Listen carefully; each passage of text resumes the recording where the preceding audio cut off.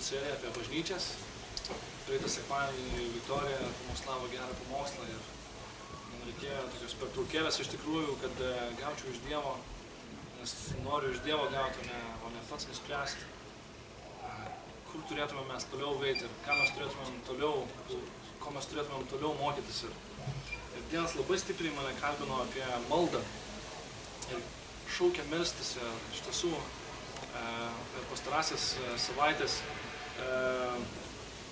net taip pašvenčiau tuos rytus Dievui atgal maldai, keliauju į darbą, dabar meldžiuosi pusvalandį, nusprendžiau už vieną žmogų melstis ir dabar meldžiuosi už tą mūsų Audrių. Prašom, kad Dievas jį išgydytų ir išgelbėtų ir paskirtų savo. Ir sykį meldžiausi ir aš galvoju, Tėve, mūsų malda yra labai gili malda ir tiesiog buvau paskatintas Dievo pamokslauti iš Tėve mūsų maldos. Ir Tėve mūsų malda prasideda būtent šitaip, Tėve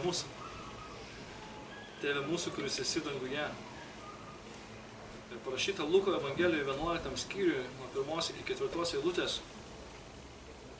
kad kartą Jėzus vienoje vietoje meldėsi, jam baigus maldą vienas mokinys paprašė: Viešpatie, išmokyk mus melstis, kaip ir Jonas išmokė savuosius mokinius.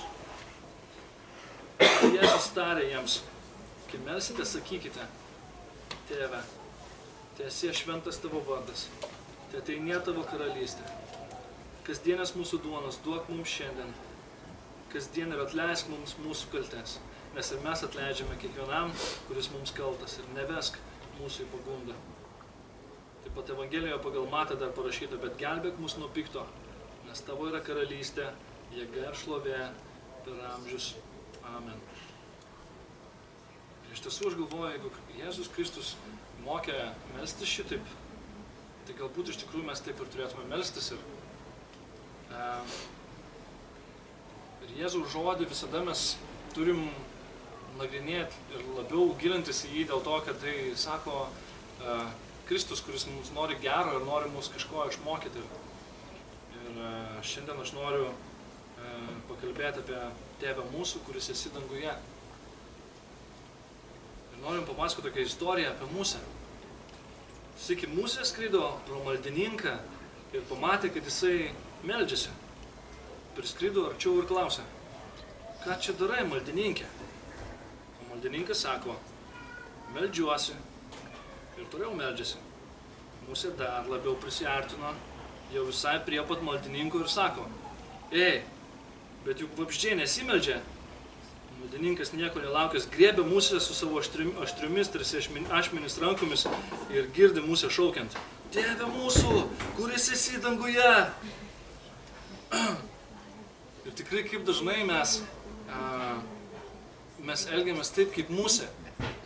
Kai mus prispiria kažkokia tai bėda, tada mes su visa energija iškėlę rankas, pakėlę balsą į dangų sakom: Tėve mūsų, gelbėk. Gelbėk, jau viskas, už paskutinį šiaudą griebėmės ir dažnai Viešpatį naudojam kaip paskutinį šiaudą. Tikrai, kol gyvenimai ramus, šilti ir kai mums nieko netrūksta, mūsų maldos pakyla tik taip aukštai, kaip lubos yra mūsų virtuvėje.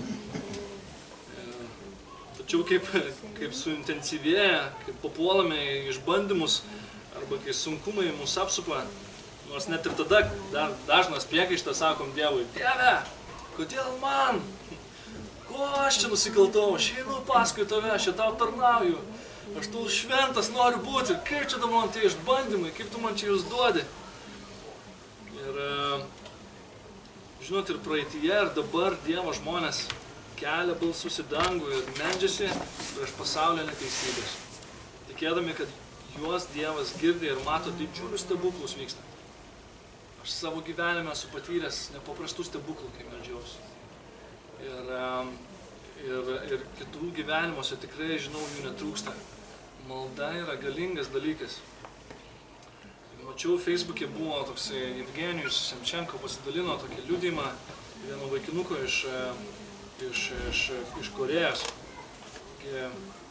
Vaikinukas tarnaujantis armijoje buvo pastoviai žeminamas dėl savo tikėjimo. Eilinį kartą norėdamas jį viešai pažeminti, kapitonas įsakė: štai tau raktai nuo džipo, atvaryk ir pastatyk į čia. Ponas kapitone, ašgi nevairuoju. Tai paprašyk savo Dievo pagalbos, įrodyk mums, kad jis yra. Tada vaikinas paėmė raktus, nuėjo prie mašinos ir pradėjo melstis. Jis atvairavo džipą ir tobulai pastatė ten, kur buvo liepta. Išlipęs pamatė visus aplink verkiant. Vyrukai vienu balsu prašė: mes norime tarnauti tavo Dievui. Pasimetęs vaikinas nesusigaudė, kas atsitiko.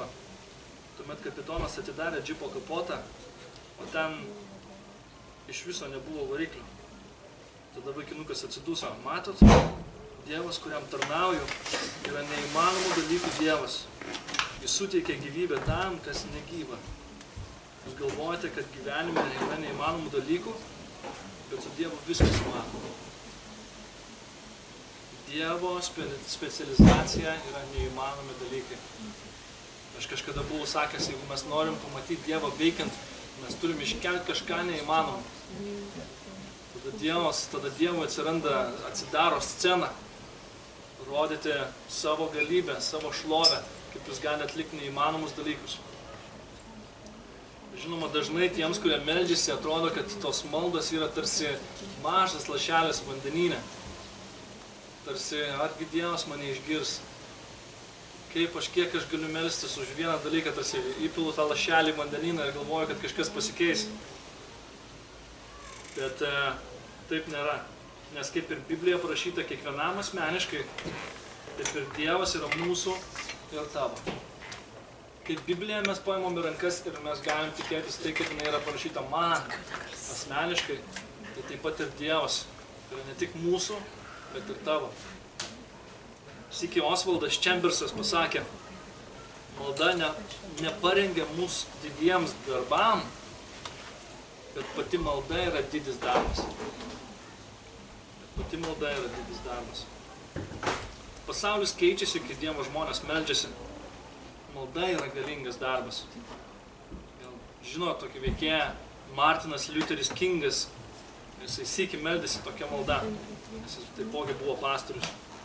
Viešpatie, mes dėkojame už tavo bažnyčią, kuri yra pastatyta tavo žodžiu, kuris mus skatina ne tik giedoti tau giesmes ar melstis, bet eiti laukan ir dirbti, taip lyg atsakymas į mūsų maldas priklausytų nuo mūsų, o ne nuo tavęs.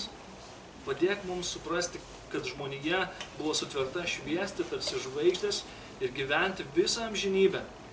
Mes prašome, kad išlaikytų mus taikoje ir ramybėje. Padėk mums eiti kartu, melstis kartu, dainuot kartu ir gyventi kartu iki tos dienos, kai visi Dievo vaikai, juodi, balti, raudoni, rudi ir geltoni, džiaugsis tavimi bendrystėje kaip viena. Meldžiame Viešpaties Jėzaus Kristaus vardu. Amen. Ir žinot, šiandien mes galim matyti tą stebuklą įvykusi. Šiandien visos pasaulio tautos jau nebėra tokios rasinio skirtumo Amerikoje ir ta malda buvo atsakyta. O kai jisai tą kartą meldėsi, galbūt jisai jautėsi taip, kaip mes šiandien dažnai, kai meldžiamės už kažką, kas yra neįmanoma mūsų gyvenime. Bet žiūrėkit, Dievas įvykdė, Dievas atsakė į tą maldą. Ir šiandien Amerikoje, ir čia Anglijoje, ir juodaodžiai, ir baltaodžiai šlovina Dievą vienoje bažnyčioje. O tais laikais to nebuvo. Tais laikais buvo net restoranai atskirieji ir negalėdavo įeiti juodaodžiai pas baltaodžius. Buvo nesveika, galima net šitaip išreikšti, nesveika rasinė nesantaika. Šiandien to nėra. Aleliuja. Dievo specializacija yra neįmanomi dalykai. Būtinai tai prisiminkite. Manau, visi sutiksite, kad galingiausia malda buvo Jėzaus Getsemane sode, kuris buvo vėl bandoma šėtono ir žinodamas, kas jo laukia, Kristus pakėlė balsą į dangų. Tėve, jei nori, atimk šitą taurę nuo manęs, tačiau te būna ne mano, bet tavo valia. Tėve, jei nori, atimk šitą taurę nuo manęs, tačiau te būna ne mano, bet tavo valia. Jam pasirodė iš dangaus angelas ir jį sustiprino. Mirtino sielvarto apimtas jis dar karščiau meldėsi. Jo prakaitas pasidarė tarsi tiršto kraujo lašai, varvanti žemę. Luko 22, 42, 44. Didžiausio išbandymo metu meldžiasi Dievo valios. Bet kai Dievo valia reiškia didžiausią įmanomą kančią, kurios niekada mums nereiks patirti, nes ją ant savęs pasiėmė Dievo sūnus. Mums šito nereiks išgyventi, nes Dievas tą kartą Getsemanėje iškėlęs rankas sakė, bet Dieve, ne mano valia, o tavo valia. Ir prisiėmė mūsų kartą. Šlovė Jėzui. Tėve mūsų, kuris esi danguje. Todėl norėčiau išvesti 3 pagrindinius dalykus, kurie, jei mes juos nuolat pritaikysime, reikš labai daug mūsų maldos gyvenime. Visų pirma, norėčiau pradėti nuo žodžio tėve. Tėve. Pradžios knygoje, pati pirma eilutė, parašyta šitaip. Pradžioje Dievas sukūrė dangų ir žemę. Pradžioje Dievas sukūrė dangų ir žemę. Ir aš sakau, jeigu mes patikim šitą eilutę, tai mūsų tikėjimas didelis. Įsivaizduokit, kaip iš niekur atsirado kažkas. Jis sutvėrė dangų ir žemę. Niekas kitas nebuvo to padaręs, tik Dievas pasakė, tai būna dangus ir žemė ir atsirado. Šis yra mūsų tėvas. Skaičiau tokią istoriją, kaip sykį jaunas vaikinukas stovėjo prieš teisėją ir laukė nuosprendžio. Teisėjas gerai pažinojo vaikinuką, nes jo tėtis buvo žinomas teisės mokytojas, kuris parašė knygą pavadinimu Įstatymo patikimumas. Teisėjas paklausė, ar prisimeni savo tėvą? Vaikinukas atsakė, aš gerai prisimenu jį, jūsų aukštybę. Tada tikėdamasis, kad pažadins vaikinuko sąžinę, paklausė, dabar dar prieš išgirstant sprendimą norėčiau paklausti, ką apie savo tėvą prisimeni geriausiai. Tada po gana ilgos pauzės vaikinukas atsakė, aš prisimenu, kai atėjau pas tėvą patarimo, jis man pasakė, kad netrukdyčiau jam, nes jis susiėmęs. Kai sykį atėjau pas jį, norėdamas tik su juo pabūti, jis man pasakė, kad eičiau šalin ir netrukdyčiau jam rašyti knygos.